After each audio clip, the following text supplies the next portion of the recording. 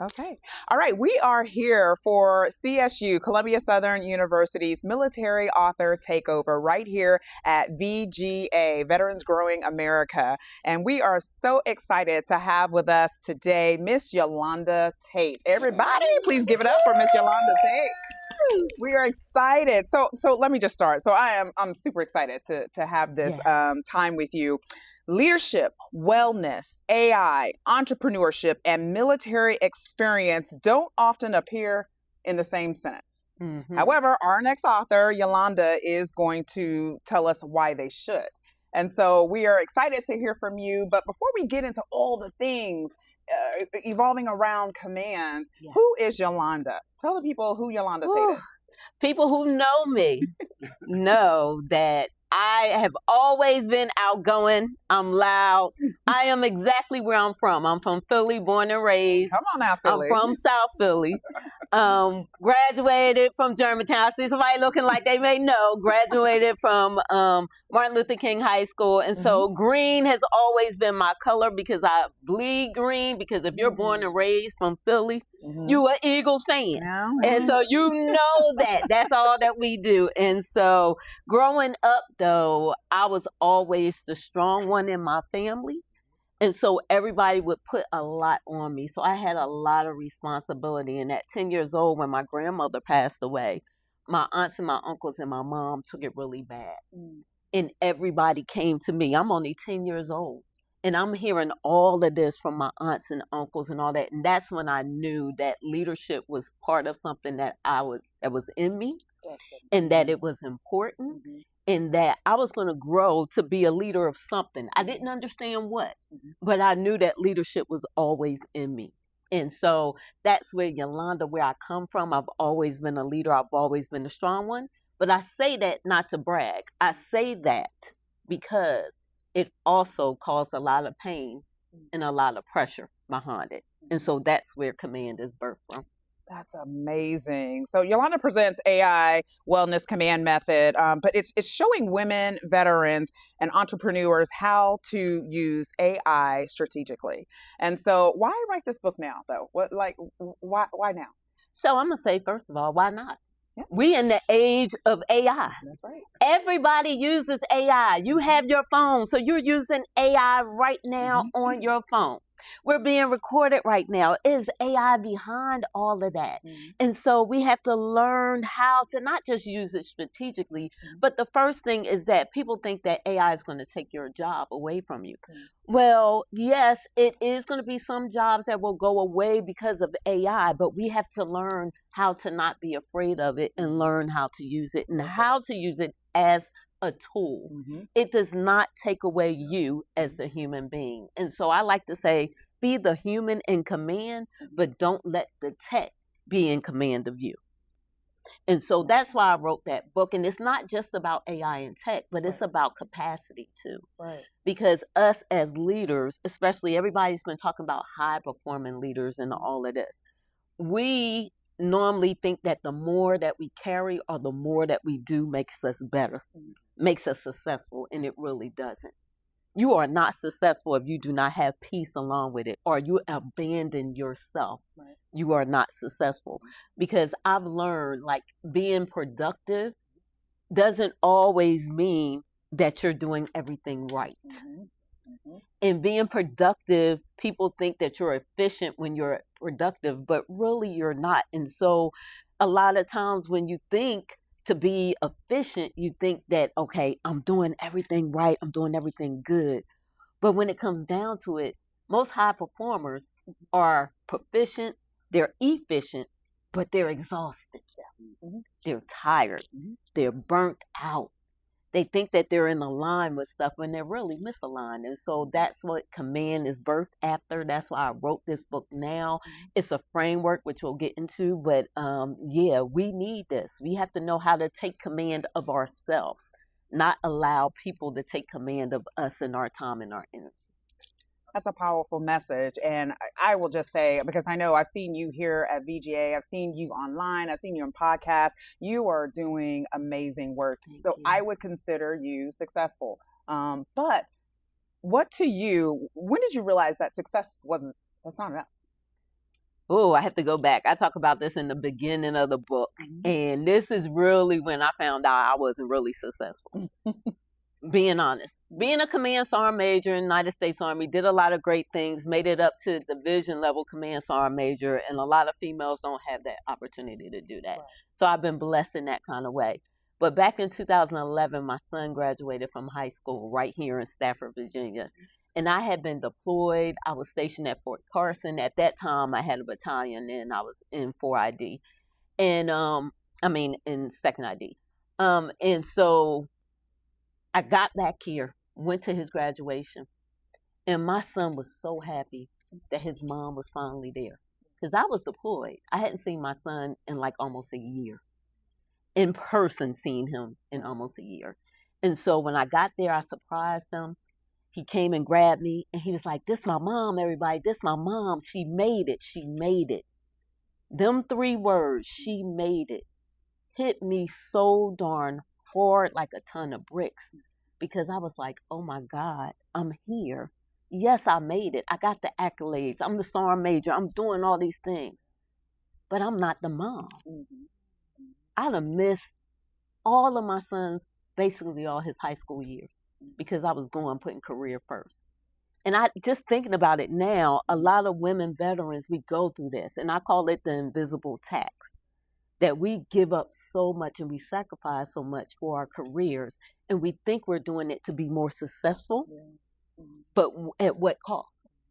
And so I had to think about it. I was like, yeah, I did make it, but I didn't make it the way that I wanted to make it.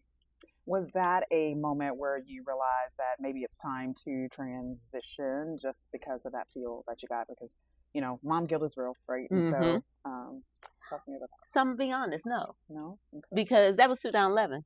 I didn't retire until 2018.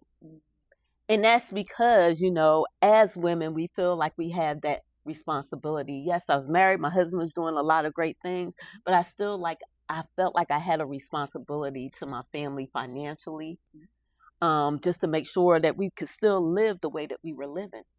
Let's be honest about it. I mean, a lot of times we don't want to give up things because we now live at a certain way that if you give it up, not just you suffering, but a whole lot of other people going to suffer along with it. Like my mom, my brother, my aunts, my uncles, I'm still providing for other people in my family as well. And so I had to continue to go on until 2018 when I actually retired. But I will say success to me, you can't be successful and then allow it to come at a cost.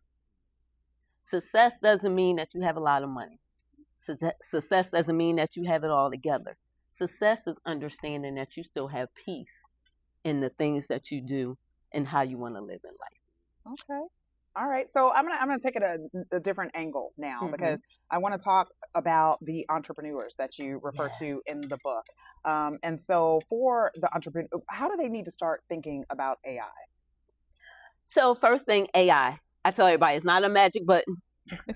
You ain't going to press something and all your troubles and worries going to be over, or it's going to give you the answers to everything. No. You can't be afraid of it either, because it's here and it's not going anywhere. It's been here. But what I do tell you to do is just to learn just the basic stuff. You'll be surprised how far along you will be just knowing basic stuff, because a lot of people don't know. Yes, you can learn about all the advanced stuff like building agents and all that. That comes later down the road. First, just know how to use it. And the first place to go is simple, ChatGPT. Everybody knows ChatGPT because it's the first one that was on the market when you talk about OpenAI, so everybody know what chat is. Open it up. Don't just ask questions. You can actually talk to your AI tool like a regular person and just say, hey, I'm new to this AI. I don't know nothing about it. Tell me what you can provide for me, because I know you can do more than just answer questions. And trust me, that AI tool will come back and tell you all kinds of stuff. So, yeah. I appreciate you explaining that, because there are individuals, even my kids don't want to use it, that's an important point that you make. It's an interesting phenomenon that, like, we're jumping into AI in our generation, but my 20-something-year-old daughters will not use ChatGPT. Okay, yeah. Which is almost like a reverse kind of understanding of where technology. I mean, it's just so it's just so. But hey, I would say I'm an entrepreneur and I use it every day. Every day, and yes. It has changed my entire business over the 7 years we've been in business. The last 2 years, it has completely changed our business. And I equate it to, just to stay on that line, when I talk about AI, I tell people, remember, late 80s, early 90s, and people weren't really in the computer age. Yeah. And my mom is 82 years old. And my mom, the only technology she uses is the iPad I bought her, and she's on Facebook, and she types in all caps, and all her grandkids absolutely cannot stand it. But that's her. But you gotta think that my mom at 82, in the 90s when computers were coming on age, she was so far behind, and she didn't really engage. So, I don't know how my mom really didn't get in. But I think AI is moving probably 10x faster than what the computer age is. Yes. In the last year alone, just the capability of free chat, chat GPT. I mean, not even the paid version. It's just absolutely mind-boggling how far it's gone. So I know you focus a lot on women entrepreneurship, and I love that. I follow you and see the things that you're doing. And I always tell people, I think entrepreneurship is just an amazing opportunity, not only for veterans, community-wise. I'm affiliated with a program now that I'm going to this year in Morehouse, where they're talking about entrepreneurship as a vehicle for uplifting communities and all of this thing. So what advice would you give women veteran entering business? There's a lot. And I was talking to the Quentin and his partner who just left. They're both getting out of the Air Force soon, and they're both becoming entrepreneurs. And I think that's really something you see probably when we probably were younger in the military. You didn't see a lot of, especially E9s, and so you didn't see a lot of people getting out becoming entrepreneurs. No, people got out and got a job. But it is it's a lot of people. Yeah. So in your sector, coaching and mentoring and training women entrepreneurs, what would you give? There's a couple of women potential entrepreneurs in this room who are still serving and are about what would you give them? What advice would you give them? And that's a long question, I know, but what advice would you give them that would make them feel a little bit more at ease about entering that space? So I'm gonna give 3 things. First thing is this: don't underestimate the experience that you got from your military service. Lean into it, leverage it. You got leadership, you got discipline, you got teamwork, you got accountability, you got all these different things that a lot of people do not understand or do not operate at the level that you operate at. So leverage those things when you're starting your business.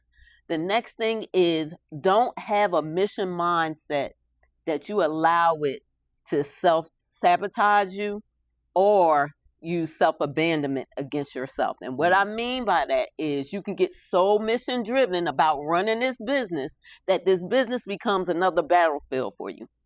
And when I say it's another battlefield, it's because you putting that business above everything else, like I was talking about being successful, that you forget to take care of yourself and do the things that really matters, like being a part of, taking care of your family, spending time with your family, doing the things that's going to leave a legacy for you.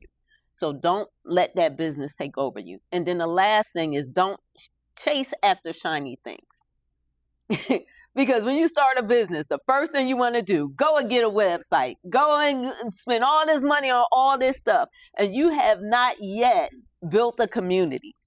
You have not yet became visible that people even know who you are, that like, that know, that trust. You got to establish all of that first before you even think about being an entrepreneur and actually getting out there and buying all these shiny tools.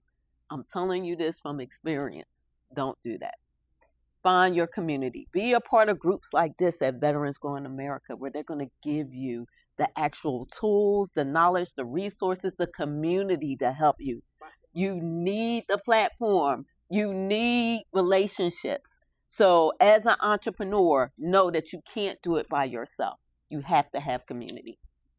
No. Well said. Well said. Thank you so much. And I'll tell you, that is probably if there's, we can stop right there, because I think that is, we're not, but that is so powerful, because It's hard to tell mission-driven people that. Mm-hmm. It's hard to tell mission-driven people to slow down. Yes. It's hard to tell mission-driven people who want to go out and be successful, because that's the way we have been built and wired, that there's steps to this game. Yes. And sometimes that can be taken as a negative comment versus a positive. Mm-hmm. So how do you navigate that when you're giving those strong three that you just gave to someone and they're looking at you like, well, you don't know me, you may be holding me back? So, again, everything is based on relationships. Yes. And so I tell people, if you don't have that support behind you or a team, it's going to be hard. It is. And so you have to find that team. You got to find your tribe. You got to find your community. Trust me, I've been a part of a lot of business communities, a lot of groups, and we all know everybody want to call themselves a coach. Everybody want to get your money. Everybody want to be a coach, all that great stuff. But you got to find the people that you actually resonate with, the people that you can trust, the people that you know that you can call upon, and that, you know, they're going to be there for you. Even if you're not in a room with them, that they're still going to be their champion for you. Yeah.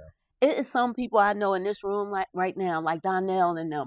I don't even have to be in a room with them, but they're already singing my praises. They always talking about me. They're letting people know how I can help them in some kind of way, especially when it comes to AI.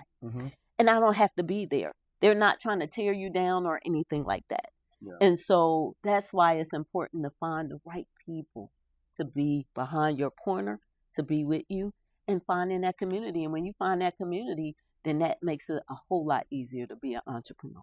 Well, it's like a poetry contest. What do? I want to do the snap thing. No, that is so true. And like, you know, Donnell, he was talking about earlier how we met, but we met because I was, you know, and I attend a lot of conferences. I tell, you know, and stuff, you know, I try to connect with people. There was a mutual, someone I didn't even know that introduced me to someone who we had a conversation. She said, no, you need to meet him. And I always tell people I call it the concept of being top of mind. Yes. Like, if you're not top of someone's mind, then what, you know, how do you grow that trust and relationship that every time I'm out somewhere, I'm shopping in the grocery store and I see something, oh, you need to contact Yolanda. You need to do, I mean, that's the community that you were talking about that I think is so strong when we are all top of mind of each other. It's one thing about knowing someone, it's even one thing about liking someone. Yeah. But it's a different whole mechanism you're talking about, like that level of connective tissue in the entrepreneur space. So I appreciate you growing that.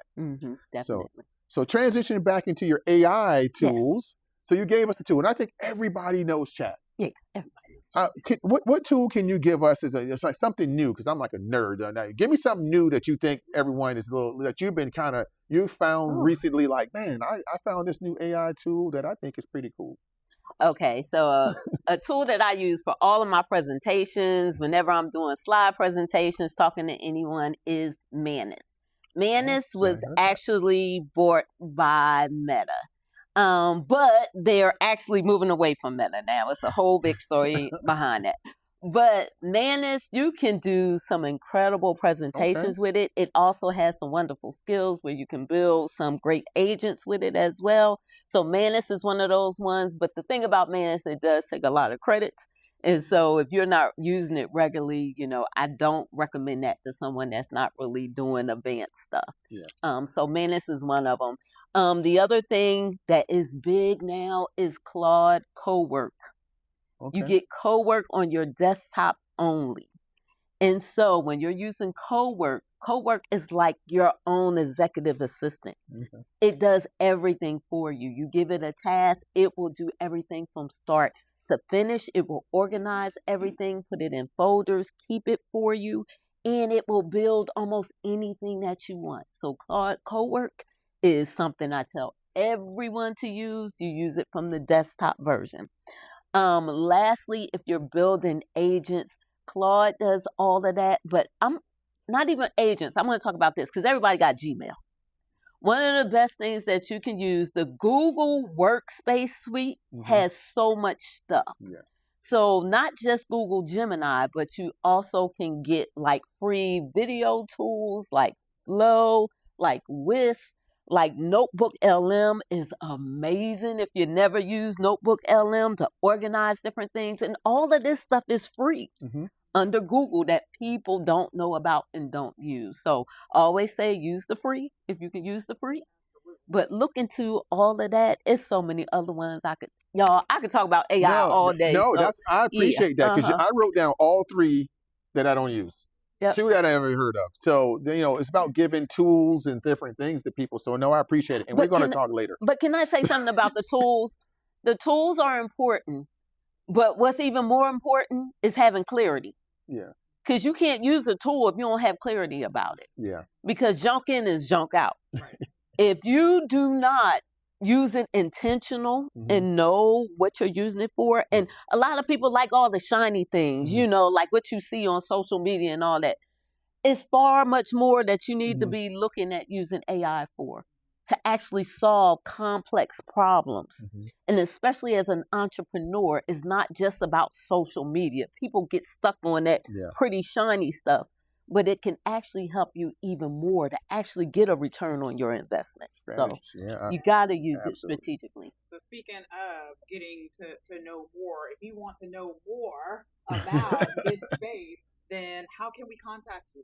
Like, how can we buy the book? Yeah, so you can buy the book on Amazon. You can buy it right here at Veterans Growing America. Of course, it is actually at Barnes & Noble, all of the great places you can buy it from. But you can also go on my website, which is elevate-2-ai.com. You can get it from there. And also, I tell everybody, follow me on LinkedIn. I'm Yolanda M. Tate. 123 on LinkedIn. I do a lot of great articles, posts, and everything about AI as well. So, yes. And your course. And a reminder, I am starting a course here at VGA. It actually starts this Wednesday, July 15th. It's a 4-week cohort. It is Command Your AI Workforce. We're going to be working hands-on on the computer, building super agents that will work as our teammates for our businesses. And so I'm excited about that. And it's going to be a great time, 4 weeks. Right now it's in person, but we're going to do a hybrid event because we had a lot of people that inquired about doing it, but they want to be able to do it virtually. I was just about to ask, how did I sign up virtually? Yes. Yes.